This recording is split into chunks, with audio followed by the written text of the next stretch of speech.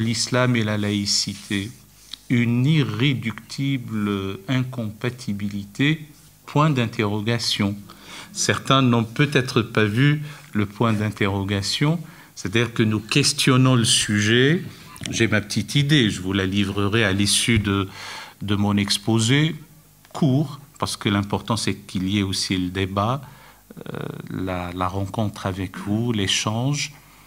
Et je suis ravi qu'il y ait cet espace d'échange, de discernement, de lucidité, où l'on n'est pas seul détenteur de la vérité immuable et intégrale, surtout sur des sujets aussi cruciaux. Nous avons connu un épisode paroxystique de crise, et raison de plus pour ne pas perdre la raison. Je ne veux pas être donneur de leçons, mais je vois que malheureusement, et nous pourrions plus tard, même si nous ne sommes plus de ce monde, être interrogés sur notre responsabilité pour ces différents épisodes, quand il y a la démission de l'esprit, l'abdication de la raison, l'abrasement de l'intelligence, l'agonie de la lucidité, auquel nous sommes confrontés tous les jours sur les médias dits lourds, peut-être pas tous, mais en tout cas une bonne partie. Pour raccrocher avec l'épisode premier, et puis ça sera tout le temps comme ça, je rappelle quelques idées très très sommaires et des idées forces de la première conférence. En tout cas, ce que je vous dis est révisable, interrogeable, discutable, contestable à chaque instant. Je ne suis là que pour introduire le sujet et le débat. Quand je relativise à ma petite personne, c'est parce que ce sont mes convictions. Et je pense effectivement que la laïcité est un acquis de la modernité, laquelle modernité doit être soumise à une critique en règle. On ne peut pas accepter comme ça les choses. Mais en tout cas, c'est un acquis. Désintriquer la politique d'avec la religion est une bonne chose. On ne peut pas gouverner en prétendant avoir pénétré le désir politique de Dieu. On ne peut pas venir dire à son semblable, membre de la cité, « Moi, j'ai scruté la volonté divine et je t'impose cette volonté. » Ça ne peut pas se passer comme ça au XXIe siècle. Et donc, je rajoute encore cette définition de qu'est-ce que c'est qu'une société sécularisée qui se trouve en association politique, autofondatrice de sa propre légitimité, sans se référer à un quelconque principe transcendant qui la consacre. Même si la question de l'origine du droit, de qu'est-ce qui fait nation, sa cohésion, sont toujours posées. C'est une armature idéale qui est toujours en construction. Alors, c'est vrai que de nos jours, il y a une tradition religieuse. Je préfère parler de tradition religieuse que de parler du fait islamique ou de la chose islamique, parce que le mot islam, on ne sait plus à quoi il renvoie. Je l'ai déjà dit. C'est un vocable qui génère beaucoup de fantasmes, incandescent, inflammable, et tout de suite, autour de ce mot, il y a une hystérisation du débat, et nous ne gagnerions rien encore à entretenir ces sujets d'actualité brûlante sans que nous nous donnions la possibilité d'avoir un peu de recul, de distanciation, de froideur d'esprit pour aborder ces questions. Donc l'islam est une réalité complexe de société humaine travaillée par le fait religieux dans sa coloration monothéiste abrahamique selon la réception de la révélation coranique. Vous voyez bien que la phrase est alambiquée et longue, on ne peut pas la dire tout le temps. Islam tout court, à quoi ça renvoie? À la religion, à la civilisation? Est-ce que c'est écrit avec grand I, petit I? Ça, nous l'avons encore abordé la dernière fois. Donc, tantôt, je dis faits islamiques, choses islamiques, traditions religieuses islamiques, et nous en parlons. Et il y a un problème, effectivement, réel ou supposé, surfait ou structurel. Nous ne devons jamais éluder les sujets, j'ai dit tout à l'heure, qui sont cruciaux, entre comment peut-on gouverner la cité en présence de musulmans, parce que l'islam, monsieur islam, on ne connaît pas, on ne l'a pas vu. Bon. Et en plus, avec ces derniers temps, l'islamisme politique radical et ses méfaits, on voit bien qu'il y a plus qu'un sujet, il y a un réel problème. Simplement, la question, c'est vrai que je suis derrière aussi la formulation de la question, mais parce que nous l'entendons souvent, on entend dans des colloques, dans des symposiats, dans des conférences, dans des débats. L'islam est quelque chose, est de ET, hein, de la copule, non pas du verbe être. L'islam est la République, l'islam est la démocratie, l'islam est la laïcité, l'islam est la femme, l'islam est la violence, l'islam est l'électricité, l'islam est le numérique, l'islam est la gazelle, l'islam est quelque chose. Et ce sont toujours les mêmes questions qui viennent. Ça montre que nos compatriotes, et même au-delà, qu'ils sont inquiets, à tout le moins. C'est peut-être même très euphémistique. D'autres sont même dans une situation réfractaire. Et donc notre devoir, ce n'est pas de les endormir, mais en tout cas d'apaiser le débat autour de ce sujet avec, si j'ose dire, une approche intelligible de ces questions. Et donc, aujourd'hui, ce soir, c'est la laïcité et l'islam, et il y aurait une irréductible incompatibilité. D'abord, définissons un peu les choses. Si la laïcité se veut comme un principe juridique de neutralité de l'État, depuis quand le neutre est incompatible, ni compatible même. Donc la question même est mal posée, n'a pas beaucoup de sens. Bon, on peut ne pas être d'accord sur ces prémices, en disant que la laïcité n'est pas un principe de neutralité. Mais si on part de l'idée que la laïcité est un principe juridique sans épaisseur idéologique, sans densité doctrinale, mais c'est un principe de droit et qui s'applique, avec la neutralité qu'on n'a même pas besoin de qualifier de bienveillante, parce qu'il n'y a aucune raison, de l'État quant à l'exercice des cultes, que le neutre est à égale distance, étymologiquement néeuter, ni l'un ni l'autre. Il y a une neutralité, et la neutralité n'a pas à être abordée en question de compatibilité ou d'incompatibilité. C'est neutre, c'est équidistant. Bon. Mais une fois qu'on a dit ça, ça ne nous avance en rien. Donc je reviens, je ne sais pas si je l'ai dit la dernière fois ou pas, je vous soumets une assertion, et une assertion, ça se démontre, en tout cas ça se soutient. Donc, cette assertion, c'est qu'aucune religion au monde, quelle qu'elle soit, et pas même le christianisme que je prendrai dans quelques instants à visée pédagogique, je ne m'y appesantirai pas beaucoup, je prends uniquement l'exemple chrétien, aucune religion au monde ne renonce au pouvoir temporel motu proprio, selon l'expression latine. Un beau jour, on a eu un synode ou un concile, et puis on s'est réunis, on s'est dit « Ah, mais les affaires de la cité ne nous intéressent pas ».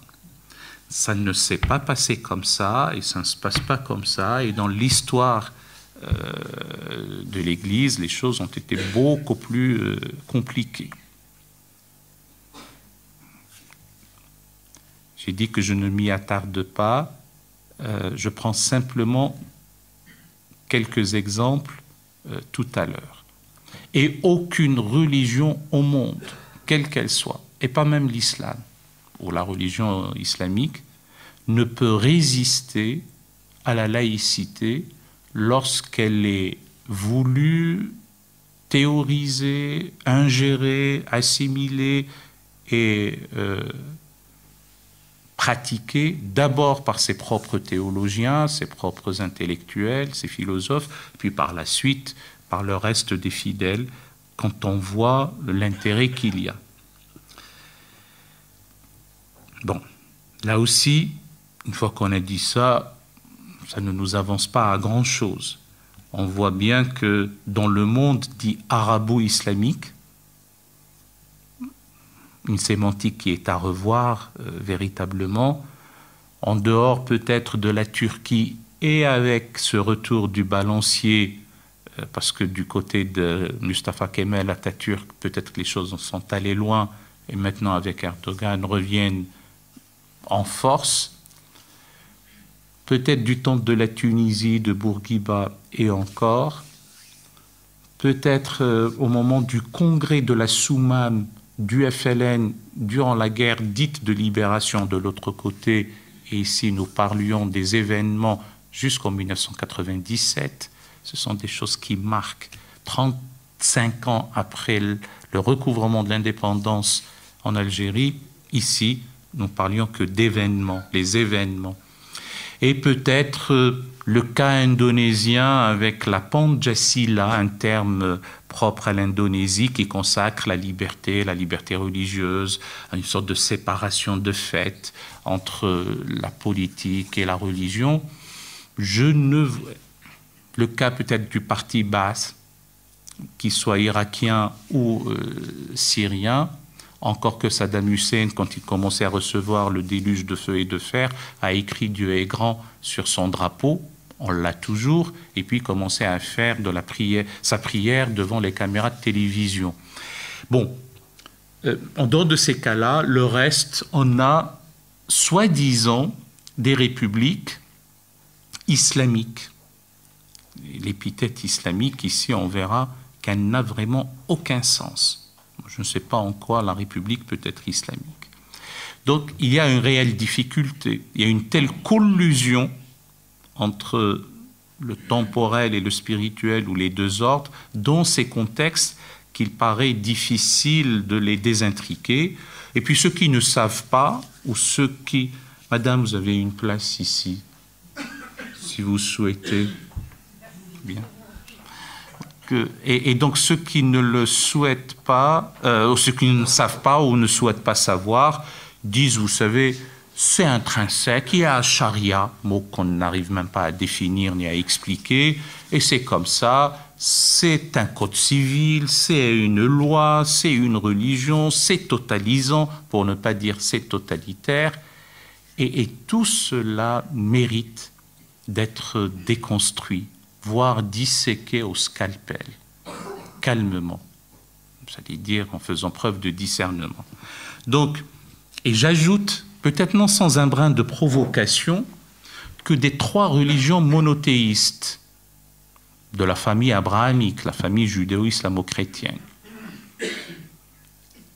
Et je n'oublie pas, avant d'aller plus loin, que dans le judaïsme, il y a la fameuse phrase en hébreu « Dina dimalchuta dina », qui veut dire en gros la loi du pays, en réalité la loi du royaume et la loi. Et ça a aidé les Juifs longtemps et à travers l'histoire à être en adéquation entre la loi religieuse, la norme religieuse et les lois du royaume où ils se trouvaient, de pouvoir vivre en bonne adéquation. Donc ça, je ne l'oublie pas. Mais des deux religions dites à vocation universelle, et la boutade classique veut que s'il y a un universel, deux universels, il y en a un de trop. Mais bon, les deux autres qui sont dans une vocation universelle, eh bien celles qui, en théorie, mais je expliquerai pourquoi dans quelques instants, qui s'adapteraient le mieux au paysage, aux exigences laïques. Allez, j'utilise le conditionnel pour ne pas heurter encore quelques esprits réfractaires à ce que je vais dire, ben, ce serait bien l'islam. Ah, eh bien oui, eh bien oui. La difficulté, c'est qu'il n'y a pas une structure cléricale qui puisse être isolée de l'exercice politique. C'est une réelle difficulté. Mais d'un point de vue organique, j'allais dire, le fonctionnement de la tradition religieuse islamique est un fonctionnement laïque au sens premier du terme. C'est curieux, mais c'est comme ça. Et c'est cette laïcité de fait qui aggrave la situation. Alors, donc je reviens à mon assertion, aucune religion au monde ne renonce au pouvoir temporel motu proprio, et pas même le christianisme, et aucune religion au monde ne résiste à la laïcité quand ses propres théoriciens, ses propres intellectuels et ses théologiens voient les bienfaits de la laïcité, et donc pas même d'islam, et je donnerai davantage d'arguments. Mais vous pouvez toujours, je ne suis pas en train de faire les questions en réponse, mais j'anticipe. Vous pouvez toujours me dire, oui, mais tout ça est bien beau, mais dans l'écrit coranique même, il n'y a pas l'équivalent du denier de César.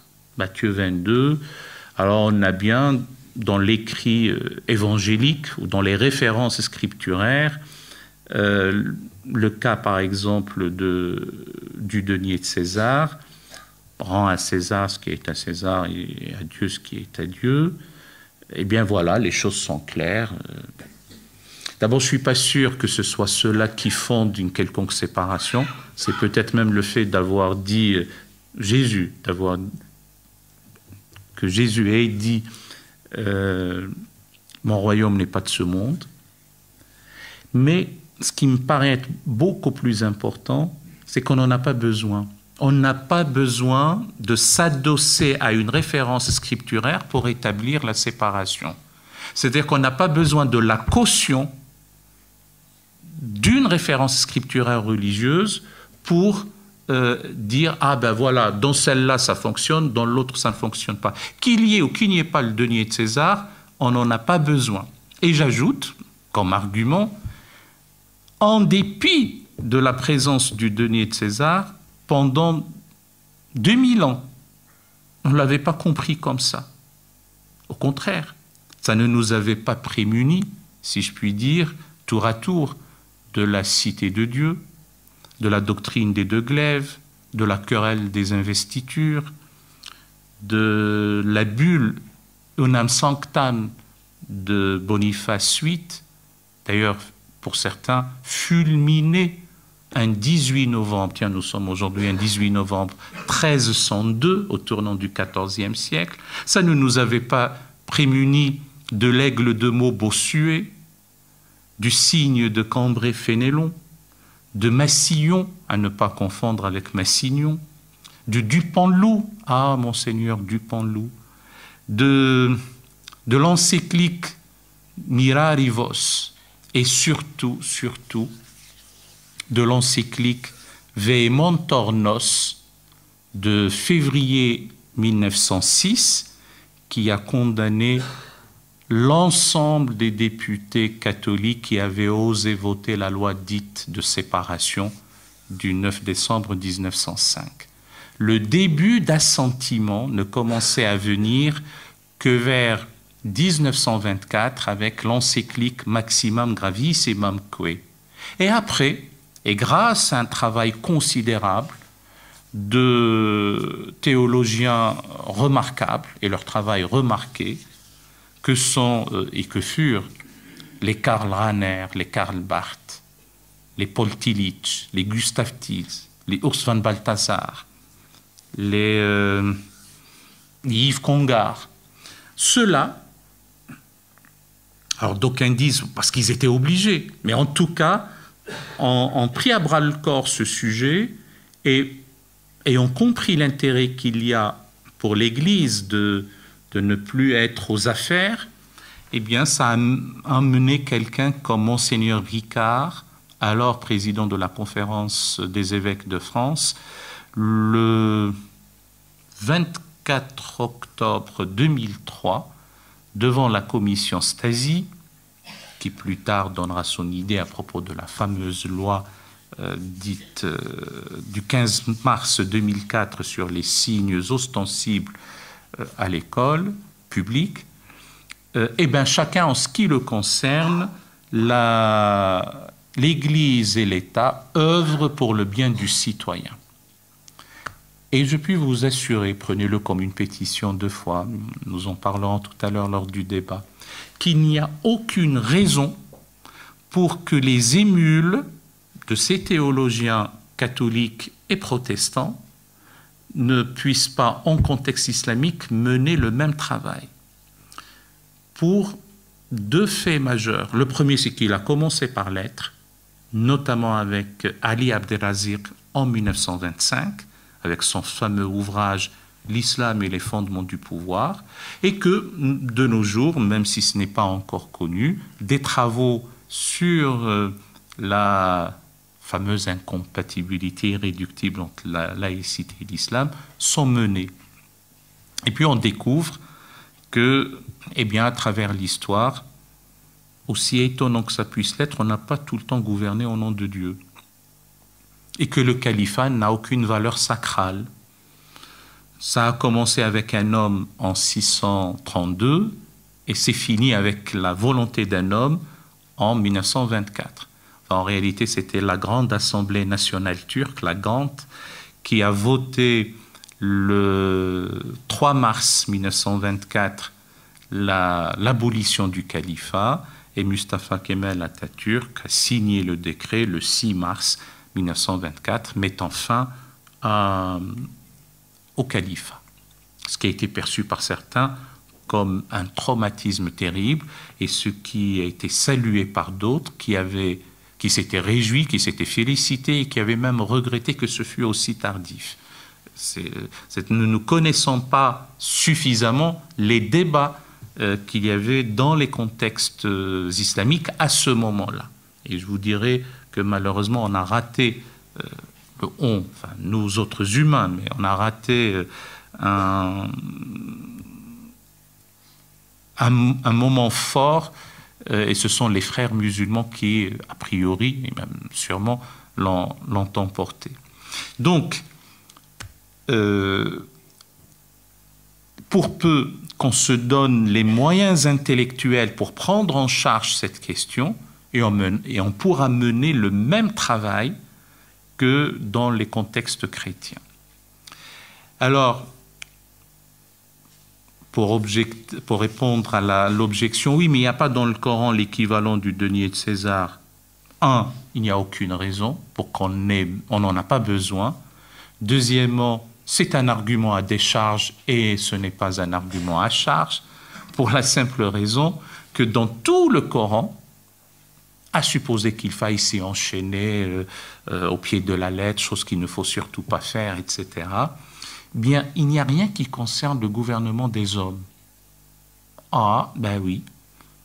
Pourtant, pour Montesquieu, c'est la chose la plus importante. Il n'y a rien d'aussi explicite. Il y a 2 ou 3 passages qui parlent d'arbitrage et qui, dans un détour de sens, les islamistes l'ont traduit comme gouverner alors que c'est arbitrer et juger. Et ceux qui n'arbitrent pas ou ceux qui ne jugent pas selon ce que Dieu a prescrit sont des mécréants. Il faudra savoir relativiser le texte à son contexte, etc. Si nous avions un peu plus de temps, je vous dirai les circonstances de la révélation de ces 2 passages. Mais il n'a jamais été question de le traduire ou de le comprendre comme « et ceux qui ne gouvernent pas selon ce que Dieu a prescrit sont des mécréants ». Donc il n'y en a pas. C'est curieux, il y a des passages qui parlent même des ablutions. Il y a des passages qui parlent de la dévolution successorale, donc de l'héritage. Il y a des passages qui parlent à partir de quand il faut commencer à jeûner, donc on rentre un peu dans le détail, mais comment gérer la cité, ben, il n'y en a pas. Alors, comme un texte, on lui fait dire tout ce qu'on veut, ben, on a un peu cherché et on a trouvé 2 passages, avec l'exégèse sauvage qu'il ne faut surtout pas faire, qui est d'extraire un verset hors contexte. S'il y a une chose qu'il ne faut pas faire, c'est celle-là. Je ne sais pas si je l'ai dit la dernière fois ou pas. Je ne vais pas tout le temps dire est-ce que je l'ai dit la dernière fois ou pas. Mais bon, c'est que, en dehors de la phrase que je vais quasiment réciter, c'est qu'il faut savoir relativiser le texte à son contexte et ne jamais l'utiliser comme un prétexte pour un nouveau contexte, sinon on prend en otage le texte. Et pour retrouver la valeur probante du texte, il n'y a pas mieux que des liens hypertextes. C'est ainsi qu'on récupérera ou on libérera le texte et on n'aura plus besoin de métatexte ou de paratexte, comme on dit. Donc j'arrête là pour ce qui concerne ce passage. Et si on le fait, on ne fait que corroborer ce que font les fondamentalistes et a fortiori Daesh, qui est extrait hors contexte. Il dit, ah ben voilà, c'est dans le Coran, je l'applique. Mais bon, comme on a cherché, on a trouvé deux passages. Le premier, c'est celui de la sourate dite de la consultation ou la sourate dite de la délibération. Et c'est le verset 38 de la sourate 42 qui dit « Et leurs affaires sont objets de consultation parmi eux ou entre eux. » Donc on s'en est emparé. Vous trouvez dans tous les parlements croupions de ces États dits musulmans, même l'appellation État musulman ou islamique est à interroger. Et vous verrez que c'est bien écrit ce verset coranique un peu dans l'hémicycle de ces parlements. Et leurs affaires sont objets de consultation parmi eux. Voilà le fondement même de la démocratie islamique. On n'a pas besoin d'une démocratie importée d'ailleurs. Nous avons intrinsèquement ce qui permet la consultation, la délibération, etc. Et on le trouve dans le Parlement de la République islamique d'Iran, on le trouve ailleurs, on trouve dans quasiment tous ces parlements-là, on a ce verset, ce qui n'a aucun sens d'ailleurs. Et ce qui n'a aucun sens de le brandir comme ça. Et puis l'autre passage, un peu plus subtil, et qui dit en substance, moi-même je suis en train de faire de l'exégèse sauvage, je le fais par abus méthodologique, et ce passage dit « Ô vous qui avez cru, obéissez à Dieu, aux prophètes et aux détenteurs de l'ordre parmi vous. » La concomitance, l'adresse simultanée de ceux à qui on doit obéir montre qu'il y a deux ordres. Il y a Dieu et le prophète, dans un contexte de croyance, de religion, c'est naturel, c'est normal, c'est son porte-parole, c'est son émissaire auprès des hommes. Ô vous qui avez cru, obéissez à Dieu, aux prophètes et aux détenteurs de l'ordre parmi vous. Ce qui sous-entend que les humains, dans le contexte islamique, les hommes et les femmes, les musulmans et les musulmanes, sont tenus d'obéir à Dieu et aux prophètes, et en même temps, sans être macronien, et en même temps, obéir aux détenteurs de l'ordre parmi vous, c'est-à-dire ceux qui dirigent la cité. Et en même temps, c'est pas plus tard. Bien, parce qu'il se comprend comme ça, ce verset. Mais comme j'ai dit tout à l'heure qu'on n'en a pas besoin pour le cas du denier de César, ben on n'en a pas besoin non plus dans le cas du Coran. On n'a pas besoin de s'adosser à une référence scripturaire religieuse pour fonder ou asseoir la déconnexion des deux ordres, puisque le mécanisme même de cette séparation est a-religieux ou extra-religieux. On n'a pas besoin de la caution d'un texte. Sinon, on le ramène à ce qu'il soit cautionné par le texte, ce qui est contraire à l'idée même de la laïcité. Donc, ça, c'est au niveau des arguments du genre, mais on a dans l'Évangile ceci, mais on n'a pas dans le Coran cela, le Coran se veut comme une loi totalisante ou globalisante, et qui dégénère très vite en système totalitaire. Bon. Et maintenant, on va voir ce qui a pu se passer à travers l'histoire. Il ne faut pas que je parle beaucoup. Donc, ce qui a pu se passer à travers l'histoire, la question du droit, de la charia, et les manipulations éhontées de la période contemporaine.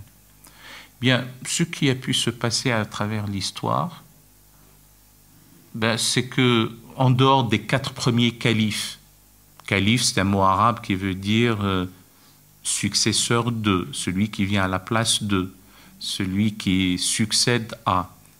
C'est un lieutenant, enfin, en réalité un tenant-lieu. Les puristes de la langue française distinguent le lieutenant du tenant-lieu. Le tenant-lieu n'a pas besoin, a une délégation. Il est libre de prendre des décisions, alors que le lieutenant en réfère à son supérieur. Donc voilà, qu'est-ce que c'est qu'un calife? Et les tout premiers califes, plus tard on les appellera, parce que ce n'est pas de leur vivant, qu'on les a appelés les califes de la rectitude spirituelle, ou les califes orthodoxes, ou les califes les mieux guidés. Ça n'est venu que bien plus tard, pour que vous voyez comment on sacralise de larges pans de l'histoire, et comment une religion, ce n'est pas propre qu'à l'islam, se construit à travers le temps, que l'élément humain dans la construction humaine du fait islamique est véritable. L'ennui de nos jours dans la méconnaissance terrible, notamment chez les musulmans, chez des musulmans, l'article L est toujours problématique, eh bien, c'est qu'on ne connaît pas ces choses-là et on sacralise l'ignorance. En dehors de ces 4 premiers califes, de 632 à 661, puisque le calife Abou Bakr, si on le francise, c'est 632-634, Omar 634-644, Othman 644-656 et Ali 656-661. Voilà. Eux ont essayé de répondre aux questions qui se posaient à eux, tout simplement. Il n'y avait pas d'État à Médine, contrairement à ce qu'on nous fait croire. Il n'y avait pas d'État. Il n'y avait ni voirie, ni relais postaux, ni cadastre, ni système pénitentiaire, ni système judiciaire, ni police. Un embryon de police a commencé avec Omar. Mais il n'y avait pas d'Ivan, il n'y avait pas de cabinet, si je puis dire. Donc le calife était le primus inter pares, c'était le premier parmi les siens, et on reconnaissait son autorité. Il faisait à la fois le juge, l'arbitre, l'imam. De fait, les choses étaient mélangées, mais il n'avait pas hérité une charge spirituelle.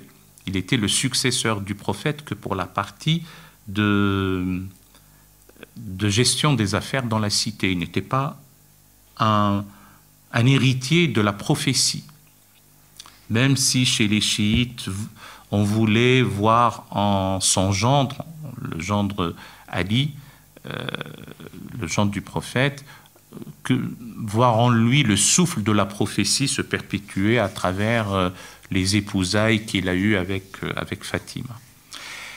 Les dynasties ont commencé avec la dynastie omeyyade. Les hommes sont les hommes, ils veulent être des monarques. Eh bien, ils ont copié le modèle byzantin, en intégrant par la suite quelques éléments du modèle sassanide chez les Perses. Puis par la suite, le grand empire abbasside a fonctionné avec le calife comme un peu garant des institutions, si j'utilise le vocabulaire de maintenant, le vizir qui dirige l'exécutif, et puis le collège des oulémas, un terme générique pluriel, qui renvoie aux docteurs de la loi, aux savants, aux jurisconsultes. Et je puis vous assurer que le calife ne pouvait pas leur dicter tel ou tel changement de loi. Ils étaient souverains dans la promulgation du droit, certes d'inspiration religieuse, ce qui va nous donner le corpus juridique qu'on appelle maintenant charia et qu'on ne l'appelait pas comme ça avant. Enfin, le mot a pris sa charge émotionnelle et drastique que à la fin du 19e siècle au mieux, mais c'est tout au long du 20e siècle et davantage de nos jours. Alors, pour faire vite, il y a cet équilibre-là, mais il y avait surtout une longue tradition du miroir des princes. C'est-à-dire, il y avait tout un genre littéraire, toute une littérature où on s'adressait au prince, au calife, et avec des éléments d'ordre éthique pour gouverner la cité. Du genre, ben, tu dois être comme Alexandre, ou si tu veux être comme Khosroès, ben, tu fais telle ou telle chose.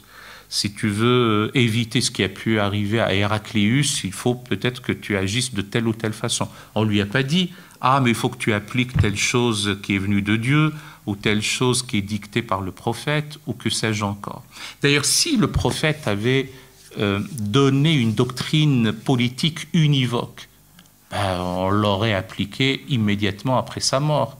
On ne se serait pas étripé, parce que là, on gomme les querelles, et le mot querelle est un euphémisme, qui ont été suscités par l'appétence, l'appétit féroce des hommes à exercer le pouvoir.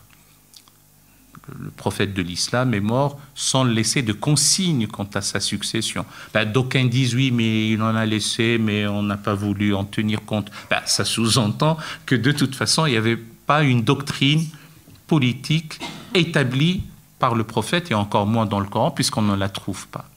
Donc, à travers l'histoire, il y a eu cette tradition du miroir des princes, qu'on retrouvera plus tard chez Machiavel ou d'autres, et il n'y a pas eu, en dehors peut-être des statuts gouvernementaux d'un certain Mawardi, il n'y a pas eu des traités de politique, de sciences politiques, ou d'une manière comment on gère la cité.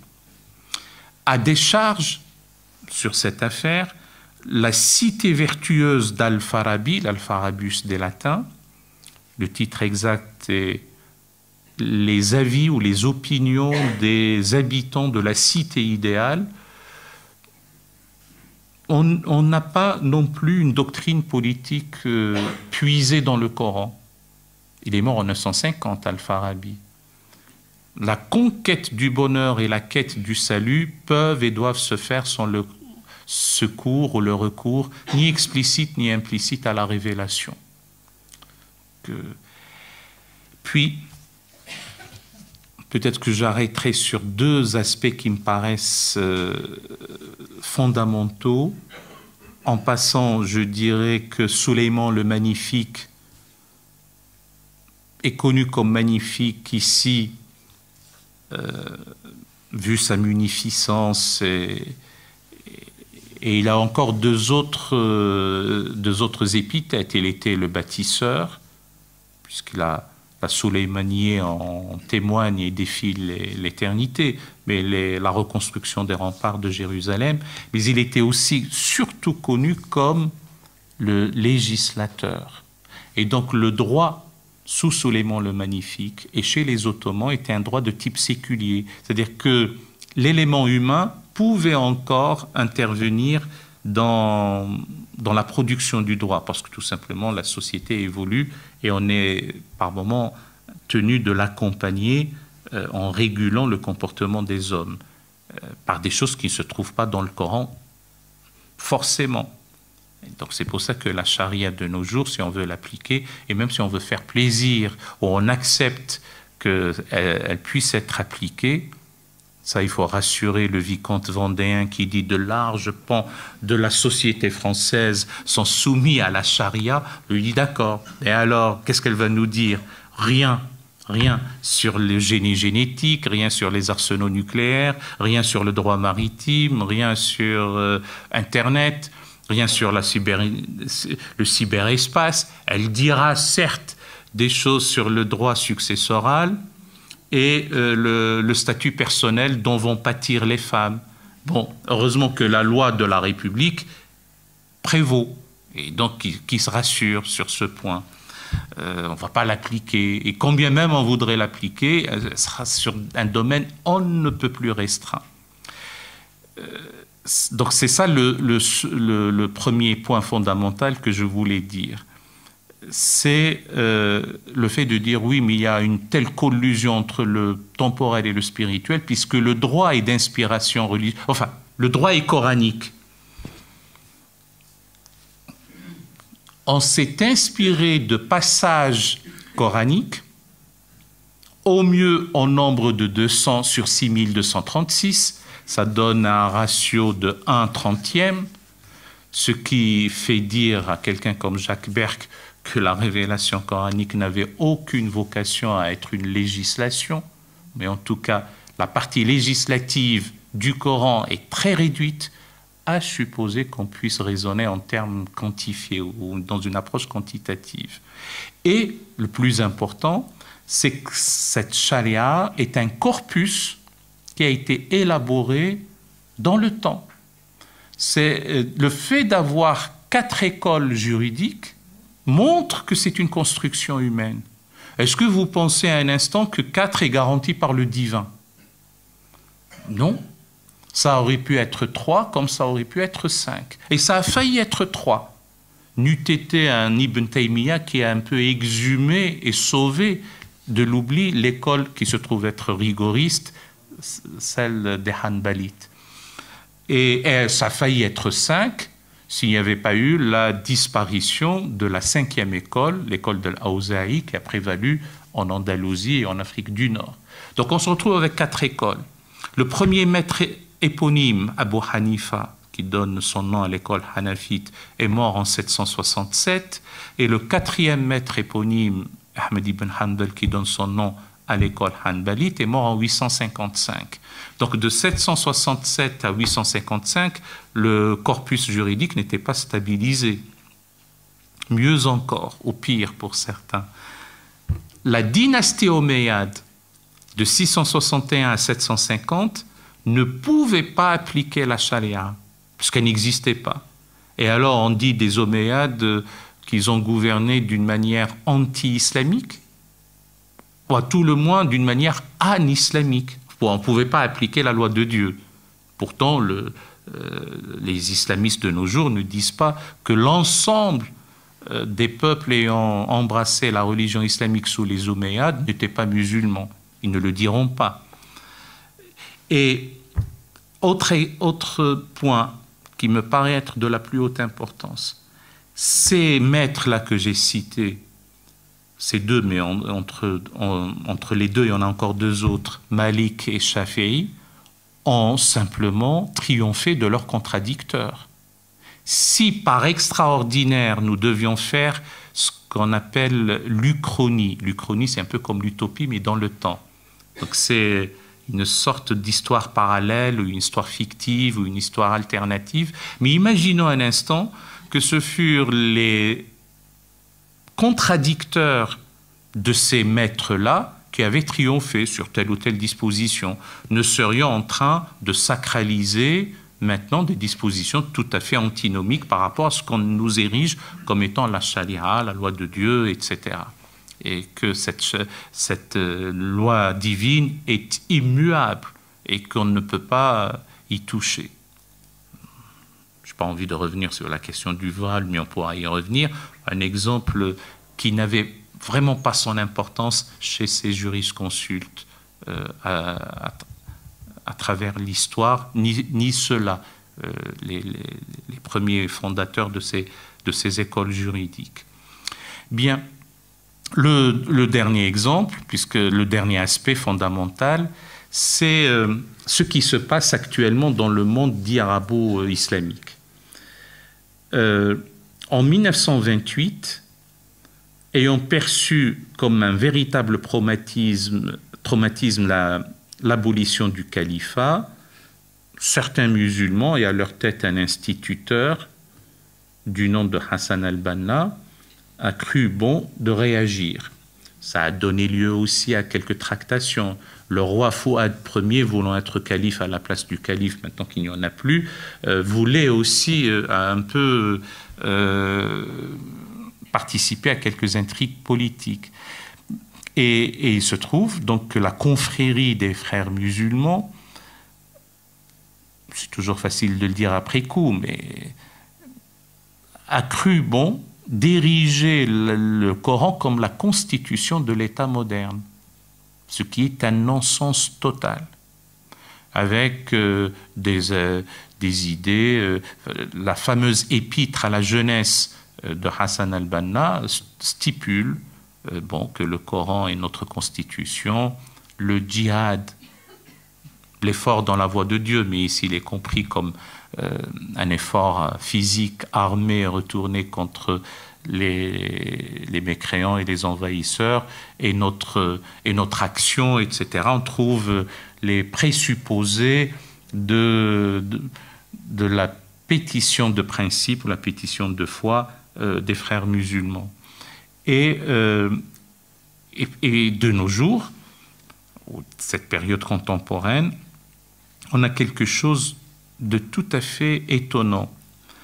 Vous avez des régimes antinomiques entre eux, se réclamant tous de l'islam. Ça va depuis la monarchie de droit divin jusqu'au marxisme-léninisme, dépourvu certes de sa dialectique matérialiste et athée, pour que ce soit conforme quand même avec une religion. Et les uns comme les autres disent « Ah ben oui, mais vous savez, on applique la loi de Dieu et on est là pour avoir article 2 de nos constitutions, l'islam, religion de l'État ». D'abord, moi, je n'ai jamais vu un État prier, jeûner, etc.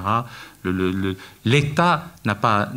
Comme dit Georges Burdeau, l'État, on ne dîne pas avec l'État. L'État est absent. L'État, c'est un cadre, c'est une personnalité morale, comme on dit. On n'a pas besoin d'une confession. Donc c'est pour ça que l'escroquerie est aussi dans l'épithète État islamique, République islamique.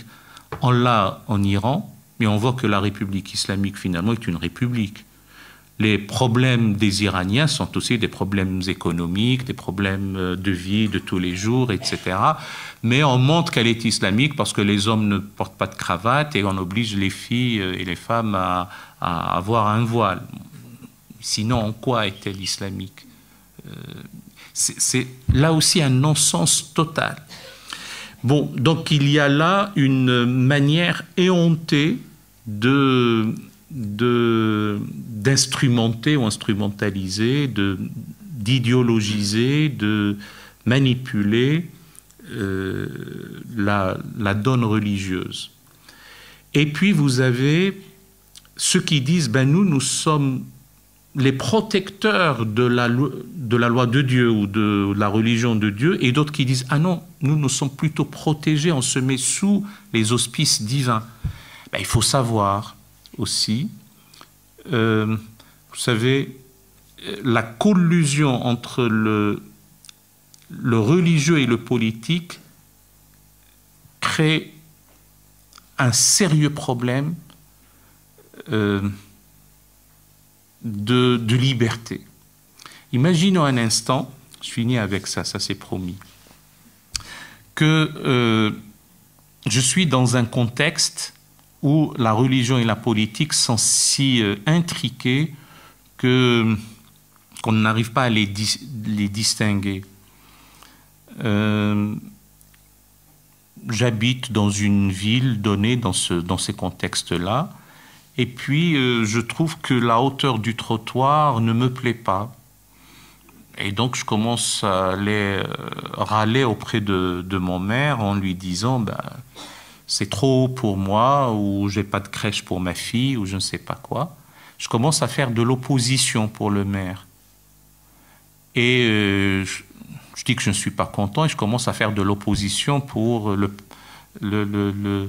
président du conseil départemental, etc. Après, je fais de l'opposition pour le président de la République, si je suis dans le cadre d'une république. Et alors, on va me taxer tout de suite d'apostat, d'hétérodoxe, d'hérétique. Pourtant, je tiens à ma religion, mais je ne suis pas content sur le plan politique uniquement.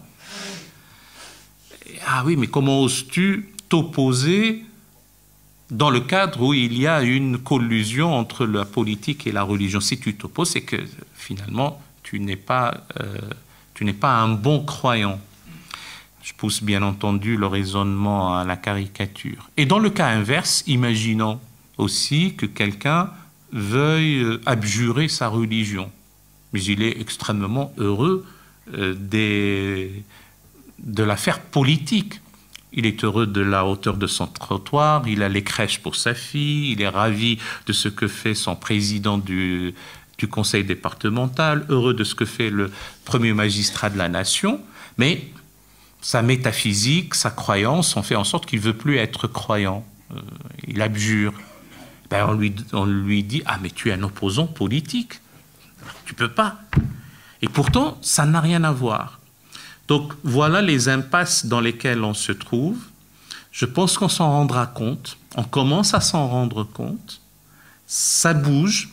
Il y a un souffle ou un vent de sécularisation qui commence à souffler dans le Harak, comme on dit, dans le mouvement algérien, en Tunisie, même avec la présence des islamistes, en Irak. Les mots d'ordre ne sont plus des mots d'ordre de type État islamique. Mais on est à la croisée des chemins, donc on ne sait pas. Théologiquement, intellectuellement, politiquement, rien, si ce n'est que la volonté simplement à la fois des philosophes, des théologiens, mais aussi des hommes et des femmes d'État pour imposer la dite séparation, et la tradition religieuse islamique n'en pâtira pas, au contraire, elle en sortira grandie et dépoussiérée, en tout cas innocentée de ce qu'on lui impute à tort depuis maintenant plus d'un siècle. Merci.